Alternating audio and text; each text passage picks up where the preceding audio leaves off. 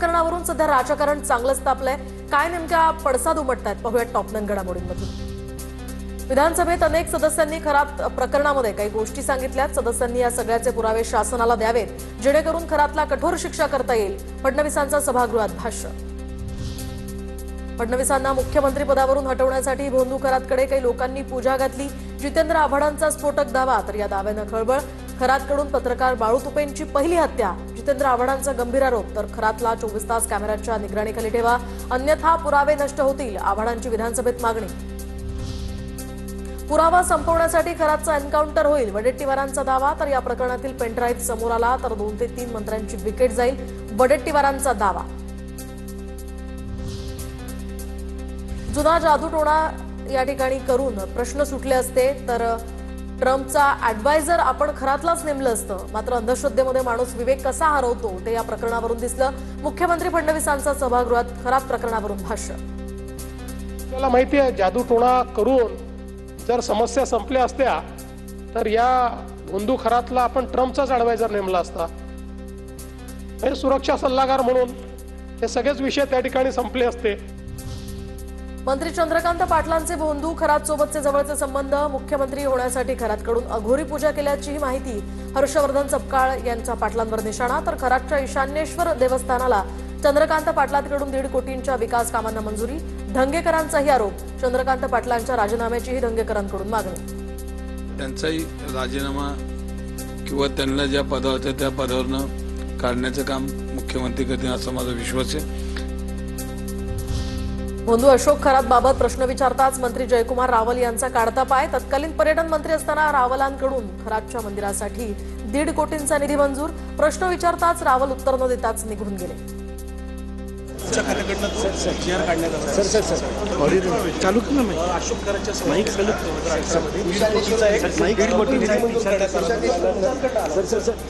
निधी आला होता सर।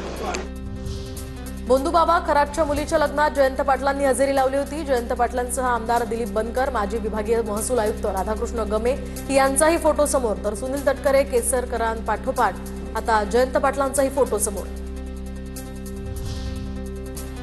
पुरोगामी जयंत पाटील भोंदू बाबाकडे का गेले? जयंत पाटलांचा भोंदू खरात सोबतच्या फोटोवरून गोपीचंद पडळकरांचा हल्लाबोल।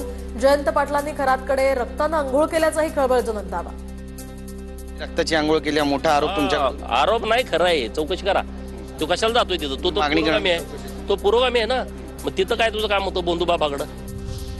अशोक खरात भाजपचा अधिकृत प्रचारक होता, संजय राऊतांचा आरोप। तर भाजप या सगळ्यामध्ये पापाचा सर्वात मोठा साक्षीदार असाही घणाघात।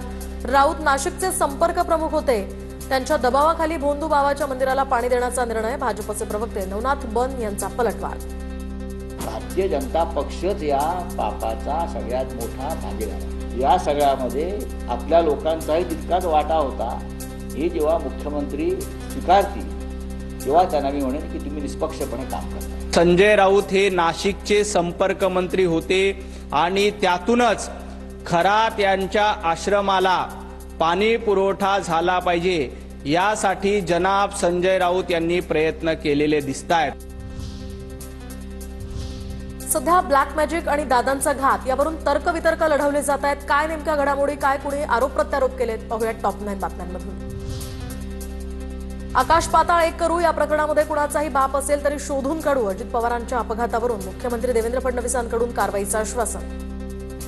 तुम्हाला आश्वासित करतो, तुमच्या मनात शंका ठेवू नका। आकाश पाताळ एक करू, पण या केसमध्ये जर कोणाचा घातपात असेल, कोणाचाही बाप असला तरी त्याला खोदून काढू।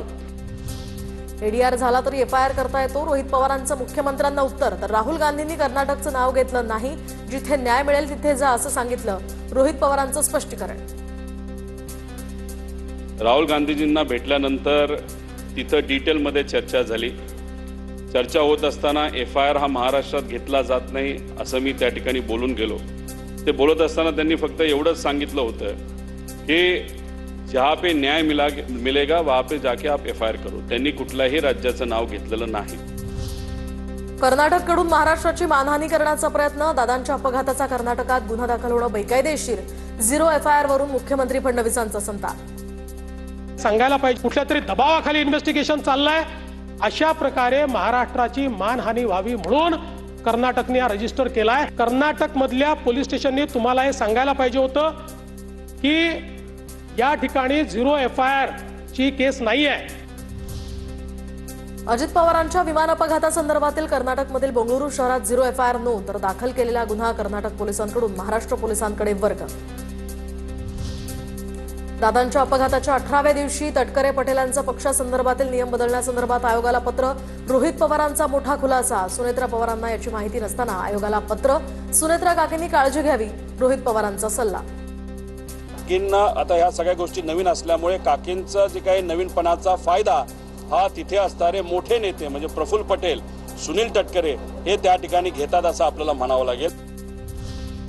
अजितदादांच्या घराबाहेर ब्लॅक मॅजिक झालं होतं. काळ्या जादूमध्ये कोण कोण अडकलंय? दादांच्या पक्षातील बऱ्याच नेत्यांच्या अंगठ्याला कापलं गेलंय, करंगळीलाही कापलंय. दादांची ताकद जावी यासाठी कोण प्रयत्न करत होतं? अशोक खरात प्रकरणावरून रोहित पवारांचा निशाणा.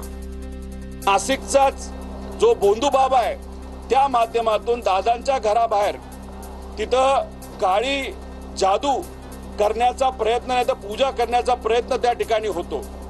मग ती काळी जादू नाही तर तो जो काय पूजा आहे त्याच्या मागे करण्याचं कारण म्हणजे पक्षावर कंट्रोल यावा असं काय होतं का? मला अनेक वेळा टार्गेट केलं गेलंय. दादांच्या अपघाताची सगळी माहिती माझ्याकडे. तटकरेंचा रोहित पवारांना इशारा. तर वहिनी अध्यक्ष झाल्यापासून काही डोमकावळे डोकावतायत. दादा गेल्यानंतर त्यांना पक्ष ताब्यात घेण्याची घाई झाली होती. तटकरेंचाही पलटवार. त्याला आपल्या पक्षात स्वतः काय चाललंय ते त्यांनी त्या ठिकाणी पाहावं. दादांच्या नेतृत्वाखाली एनडीएमध्ये सहभागी होण्याचा निर्णय घेतल्यावर दादांनी पक्ष चोरला, दादांनी चिन्ह चोरलं, अशी घाणेरड्या पद्धतीची वक्तव्य करणारे महाभाग आता आमच्या पक्षामध्ये डोकवण्याचा नाहक त्या ठिकाणी प्रयत्न करतायत. तर सुनील तटकरे बोलत नाही तोपर्यंत चाकणकरांवर कारवाई होणार नाही. वडेट्टीवारांचं वक्तव्य. तर तटकरे पटेल बॉस आहेत. चाकणकरांच्या महिला प्रदेशाध्यक्ष पदासंदर्भात ते ठरवतील. वडेट्टीवारांची प्रतिक्रिया. आता या महिला पदावरून काढायचं की नाही ते सुनेत्राताई पवार पेक्षा सध्या त्या पक्षावर ताबा घेऊन ठेवणारे मला वाटतं प्रफुल्ल पटेल आणि तटकरे हे दोनच बॉस आहेत, ते ठरवतील. अजित पवारांच्या विमान अपघातासंदर्भातील FIRच्या मुद्द्यावरून आरोप प्रत्यारोप. दादांच्या अपघातावर आता यांना चर्चा होऊ द्यायची नाही. शशिकांत शिंदेंचा निशाणा. तर FIR आम्हाला करायचा नाही असा मेसेज जातोय, तो अतिशय चुकीचा आहे. आम्ही कुठेही दिरंगाई केलेली नाही. गृहराज्यमंत्री योगेश कदमांचं यावर उत्तर. विधानसभा विधान परिषदेचं अधिवेशन चालू असताना आमची साधी चर्चा सुद्धा लावून घेतली नाही. याचाच अर्थ आहे की महाराष्ट्रामध्ये या विषयासंदर्भात चर्चा करून घ्यायची नाही. चौकशीच्या अंती मग ह्याच्यामध्ये FIR फाईल होतो. त्यामुळे FIR आम्हाला लॉन्च करायचं नाही किंवा आम्हाला चौकशी करायची नाही हा जो मेसेज जातो तो अत्यंत चुकीचा आहे. भोंदू खरात संदर्भातल्या काही टॉप 9 बातम्या पाहूयात. दरम्यान या भोंदू खरातनं सरकारला सुद्धा फसवल्याचं समोर आलंय. कशा पद्धतीनं सरकारला फसवलंय पाहूयात टॉप 9 घडामोडींमध्ये. भोंदू अशोक खरातच्या ईशान्येश्वर मंदिरासाठी 1.5 कोटींचा निधी. भाजप सेना युती सरकारच्या काळातील 2018 सालचा हा GR समोर. तत्कालीन पर्यटन मंत्री जयकुमार रावल यांच्याकडून हा निधी मंजूर. भोंदू अशोक खरात प्रकरणी रुपाली चाकणकर आणि दीपक केसरकरांच्या SIT चौकशीची शक्यता. तर खरातशी संपर्कात असणाऱ्या सर्वांची चौकशी होणार, मुख्यमंत्र्यांकडून स्पष्ट. भोंदू अशोक खरातची SIT कडून सलग 7व्या दिवशी चौकशी. SIT प्रमुख तेजस्विनी सातपुते यांच्या उपस्थितीमध्ये सकाळी 10 वाजता चौकशीला सुरुवात. कस्टडी मिळताच दुसऱ्याच दिवशी चौकशीला वेग. भोंदू अशोक खरातवर नाशिकमध्ये 7वा गुन्हा दाखल. खरातनं गुंगीचं औषध देऊन अत्याचार केला. सरकारवाडा पोलीस ठाण्यामध्ये पीडितेची तक्रार. तर आपल्याकडे दैवी शक्ती, कुटुंब उद्ध्वस्त करेन अशी धमकी खरातनं दिली होती. FIR मध्ये उल्लेख.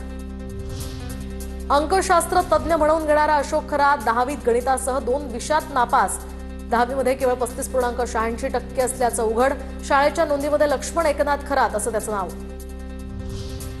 अशोक खरातला सरकारनंच मदत केली होती असा पुरावा. 2018 साली पर्यटन विभागानं खरातच्या मंदिराला 105 कोटी मंजूर केले आणि हे सगळे पैसे कुणी मंजूर केले याला जबाबदार असणाऱ्यांना आता अटक करा, विजय कुंभार यांची मागणी.